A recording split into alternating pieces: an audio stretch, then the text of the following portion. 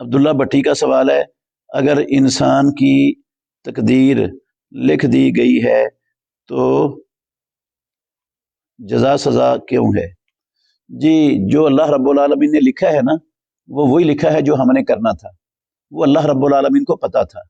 رب العالمین نے انسان کو دنیا میں پیدا کر کے اپنے نبی بھی بھیجے، قرآن بھی اتارا، حدیث بھی اتاری، اور دونوں رستے واضح کر دیے، سیدھا رستہ بھی اور الٹا رستہ بھی، جنت میں جانے والا بھی، جہنم میں جانے والا بھی۔ ان دونوں رستوں پر لا کر انسان کو مکمل آزادی دے دی۔ اب اللہ نے زبردستی نہ کسی کو نیکی کی راہ پر چلایا ہے، نہ کسی کو بدی کی راہ پر چلایا ہے۔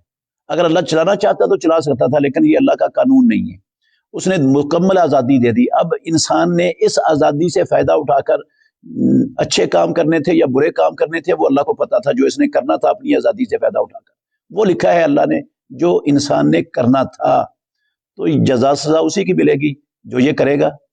یہ اللہ نے زبردستی، جس طرح انسان کو اللہ نے کچھ لوگوں کو مرد بنا دیا، کچھ کو عورتیں بنا دیا۔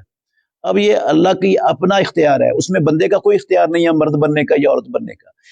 اسی طرح انسان کا کسی زمانے میں، کسی علاقے میں، کسی جگہ پر پیدا ہونا، دوسرے کا کسی اور جگہ پر پیدا ہونا، اس میں انسان کا کوئی اختیار نہیں ہے۔ اس کا اپنی موت پر کوئی اختیار نہیں ہے، اس کا کوئی حساب و کتاب نہیں ہونا، اس پر کوئی جزا سزا نہیں ہے۔ تو مرد کیوں بنا ہے، تو عورت کیوں بنا ہے، تو فلاں علاقے میں کیوں پیدا ہوا ہے، بھئی اس پر جزا سزا ہوتی نہیں، یہ تو اللہ رب العالمین نے خود بنا دی ہے۔ اور یہ جو اچھائی اور برائی کے راستے ہیں، جنت اور جہنم کا راستہ ہے، یہ اللہ نے خود بندے کو اس پر چلایا ہی نہیں، یہ تو خود انسان اپنے اختیار سے، اپنی مرضی سے، اپنی پسند سے چلا ہے۔ تو اس وجہ سے اللہ کو پتا تھا پہلے کا، اللہ رب العالمین علام الغیوب ہے، علیم بذات الصدور ہے، اس کو ایک ایک بندے کا پتا تھا اس نے کیا کرنا ہے۔ جب یہ پیدا ہوگا تو جو اس نے کرنا تھا وہ اللہ نے لکھ دی ہے۔